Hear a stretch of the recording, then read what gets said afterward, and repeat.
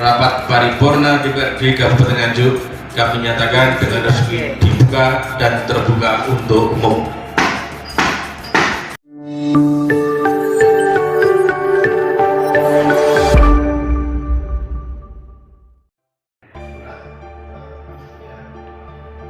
DPRD Kabupaten Nganjuk menggelar rapat paripurna dengan agenda mendengarkan jawaban Bupati terhadap pandangan umum fraksi-fraksi terkait Raperda Pertanggungjawaban Pelaksanaan APBD tahun anggaran 2022 di ruang rapat sidang paripurna Jalan Gatot Subroto, Kota Nganjuk, Jawa Timur pada Selasa 4 Juli 2023. Rapat paripurna yang dipimpin oleh Wakil Ketua DPRD Nganjuk Jianto bersama dengan Ketua DPRD Kabupaten Nganjuk Tatip Heru Cahyono dan dihadiri langsung oleh Bupati Nganjuk Marhen Jumadi ini diikuti oleh anggota DPRD Nganjuk. Secara umum pelaksanaan paripurna berjalan dengan lancar. Rapat paripurna DPRD Kabupaten Nganjuk kami nyatakan dengan resmi dibuka dan terbuka untuk umum. Ketua DPRD Kabupaten Nganjuk Tatip Heru Cahyono menyampaikan pihak DPRD Nganjuk akan segera mempelajari secara detail seluruh jawaban Bupati Nganjuk terhadap pandangan umum fraksi-fraksi yang disampaikan pada paripurna sebelumnya. Selanjutnya DPRD akan membentuk pansus atau panitia khusus untuk mengurai seluruh jawaban Bupati yang nantinya dijadikan dasar unsur pimpinan DPRD untuk memberikan rekomendasi tentang segala jenis kegiatan terkait dengan tata kelola jalannya pemerintahan Kabupaten Nganjuk.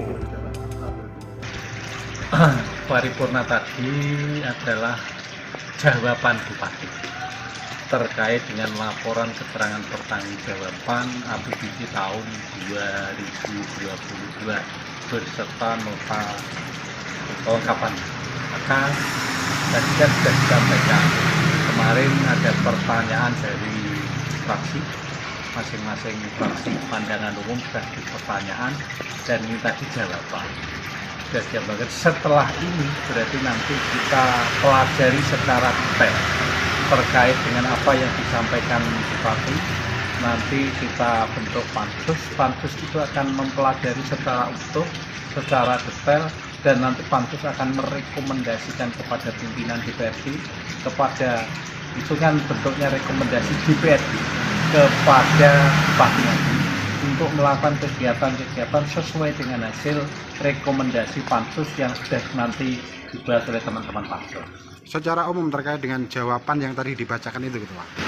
Secara umum tadi yang sudah dibacakan ya normatifnya seperti itu, tapi secara detail nanti kan teman-teman pansus akan mempelajari mengurai kegiatan-kegiatan itu, sehingga nanti harapan kami ketika teman-teman DPRD sudah membahas dan nanti bentuknya rekomendasi ke depan bagian dari catatan yang tidak lanjut Bupati dalam mengelola tata kelola pemerintahan kabupaten harusnya seperti ini, itu nanti akan kita bentuk rekomendasi dari pansus itu. Bupati Nganjuk Marhen Jumadi menyampaikan sejumlah pertanyaan fraksi-fraksi di DPRD Nganjuk telah diberikan jawaban pada persidangan tersebut. Disebutkan oleh orang nomor 1 di Kabupaten Nganjuk ini, berbagai macam pencapaian telah dilaksanakan Pemkab Nganjuk pada tahun anggaran 2022. Kendati demikian, ada beberapa yang masih perlu menjadi fokus perhatian khususnya di bidang agropolitan. Menurut Kang Marhen, sapaan akrab Bupati Nganjuk tersebut, untuk saat ini sektor pertanian pada bidang agropolitan harus segera dilakukan perbaikan dan pembenahan. Kang Marhen menyebut bumi Anjuk Ladang merupakan penopang sentra bawang merah nasional, namun saat ini masih terbilang landai. Sementara itu terkait dengan sektor perekonomian, Kang Marhen menyampaikan secara global pertumbuhan ekonomi Kabupaten Nganjuk di tahun 2022 mengalami kenaikan yang cukup signifikan jika dibandingkan tahun sebelumnya, di mana pada tahun 2020 sempat minus 1,7%, namun di tahun 2021 naik 3,63% dan di tahun 2022 naik menjadi 4,83%.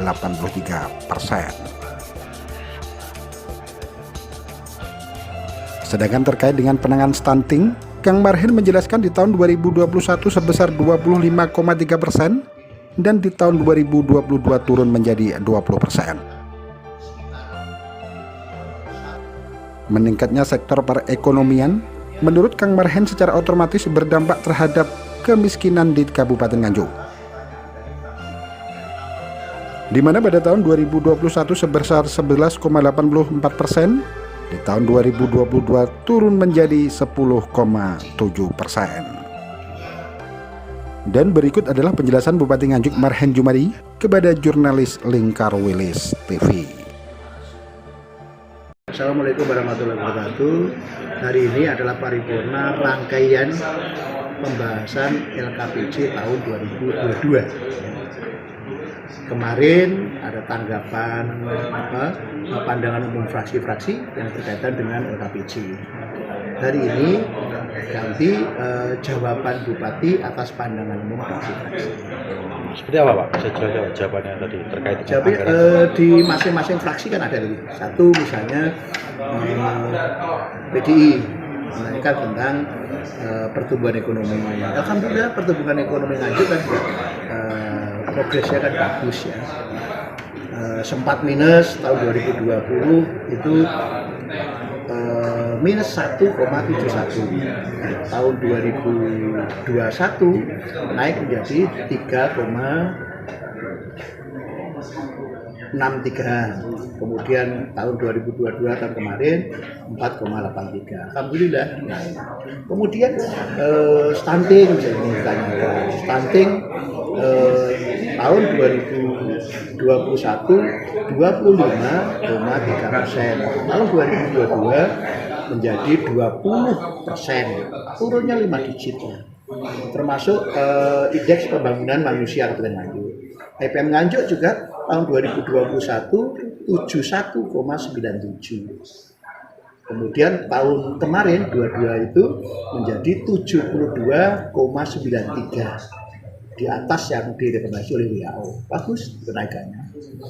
Kemudian termasuk kemiskinan juga turun drastis dari 11,84 menjadi 10,7. Faktornya apa Pak? Kemiskinan usaha itu? Turun. Yang miskin kan juga berkurang. Maka program kita efektif. Kesimpulannya kan seperti itu. Bagaimana program-program Pemda itu harus mengurangi kemiskinan. Maka tatkala hasilnya turun kemiskinan berarti program-program itu relatif tepat sasaran ya, tepat sasaran untuk memberantas kemiskinan. Dan PDRB Nganjuk juga luar biasa, 30 triliun PDRB-nya. Termasuk pendapatan per kapita per orang 28 juta per tahun. Sampai dengan saat ini program pemerintah daerah yang terangkum dalam Nawacita, apakah ada yang kurang? Yang kalau saya merasakan yang kurang, yang belum betul-betul ada itu agropulitan ya, pertanian. Ini yang belum nampak. Maka sekarang ini kan kita pengennya di Nganjuk itu kita fokuskan di kota dengan basicnya pertanian. Lebih khusus lagi bawang merah. Bawang merah belum terkelola dengan baik di Nganjuk, tadi pemerintah ya. Tapi kalau B2B, bisnis to bisnis jalan. Kapan hari juga kita undang dari Pasar Jaya Jakarta dengan pengusaha Nganjuk bawang merah, ketemu langsung transaksi di situ. Apakah hal itu juga yang mempengaruhi pergantian kepala dinas pertanian, Pak? Termasuk itu ya. Kita pengen penguatan pertaniannya harus kuat, karena kembali lagi hampir 28% PDRB di Nganjuk itu tertinggi sektor pertanian. Maka pertanian harus kuat. Maka hari ini tadi saya mengumpulkan para pengurus KTNA, kemudian Poktan, Gapoktan, berkaitan dengan pupuk ya, pupuk subsidi itu, terus kemudian juga yang jual pupuk, kios-kios penjual pupuk, kaitannya dengan apa? Pemanfaatan pupuk. Termasuk ini juga lagi proses. Nganjuk itu saya kepingin punya produk beras sehat Nganjuk yang kandungan pestisidanya jauh berkurang. Nah, Apalagi seperti kemarin, Pak, beras Iya. Nganjuk ladang itu. Iya, sebenarnya.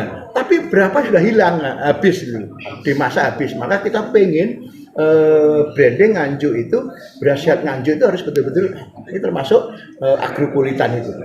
Bawang merah juga kita kepingin bawang merah itu dikelola dalam bentuk koperasi besar.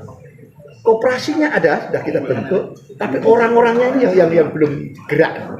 Sehingga seperti holding nanti, koperasi, tapi bentuknya koperasi.